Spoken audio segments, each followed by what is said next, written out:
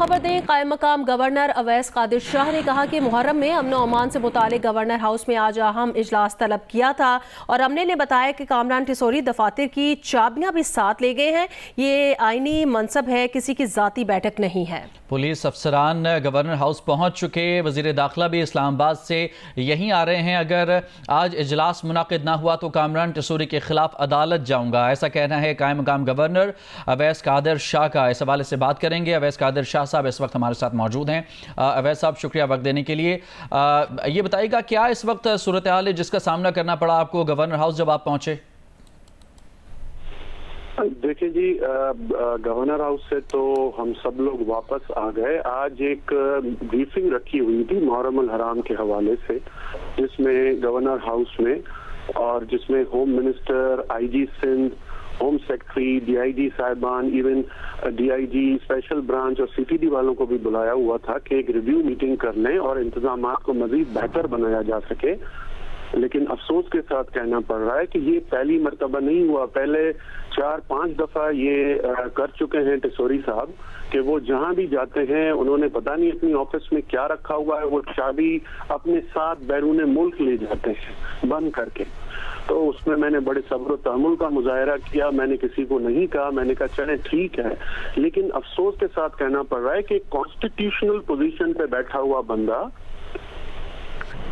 Constitutional post पे बैठा हुआ बंदा अनकॉन्स्टिट्यूशनल चीजों को चीज परफॉर्म कर रहा है। मैं खुद एज ए स्पीकर एक कॉन्स्टिट्यूशनल पोजीशन पे हूँ और बीइंग गवर्नर अगर मैं वहां जा रहा हूँ तो ऑफिस जो है वो स्टेट ऑफ पाकिस्तान का है और सिंध गवर्नमेंट उनको फंड्स देते हैं। वहाँ के जितने मुलाजिमीन हैं वो तनख्वाहें सिंध गवर्नमेंट से लेते हैं। ये 4-5वीं मरतबा हुआ है। आज तो ये हो गया कि जब मैं खुद जाके ऑफिस का दरवाजा खोलने लगा तो मुझे कि सर एमएस साहब भी नहीं है, staff officer, principal staff officer खड़े थे, कंट्रोलर गायब, अमला सारा गायब हुआ हो गया गवर्नर हाउस से।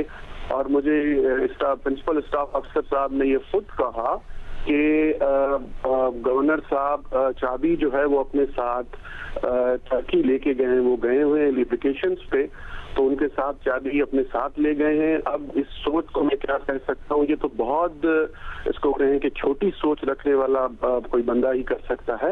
अफसोस के साथ कहना पड़ रहा है, मुझे ये भी नहीं कहना चाहिए, लेकिन अब जाहिर सी बात है इसका तो वे आउट निकालना पड़ेगा, क्योंकि मैं यही चाह रहा हूँ कि being political worker as a speaker, क्योंकि कॉन्स्टिट्यूशनल पोजीशन पे जब हम बैठते हैं तो हमारी सबसे बड़ी जिम्मेदारी होती है कि आइन की पासदारी करें, आइन की बालादस्ती है। जब हम इस पोजीशन से बैठने के बाद इस पोजीशन पे बैठने के बाद गैर कानूनी और गैर आईनी काम अगर इस तरह करने लगे तो फिर हम क्या कह सकते हैं, क्या मैसेज कन्वे कर रहे हैं दूसरों को। अब ये इस पे अफसोस ही किया जा सकता है, सोच पे अफसोस किया जा सकता है कि इस तरह की बातें नहीं होनी चाहिए थी, लेकिन ये हो रही है। ठीक है। अच्छा अवैस साहब, इस हवाले से क्या कामरान टिसोरी साहब से कोई राब्ता हुआ है, उनका कोई मौक़िफ़ सामने आया है इसका, इस तमाम तर सूरत हाल के हवाले से? नहीं जी, देखें बीइंग एक्टिंग गवर्नर मैं तो स्टाफ ऑफिसर को कहूँगा, एमएस को मेरा स्टाफ कन्वे करेगा, तो कन्वे किया जा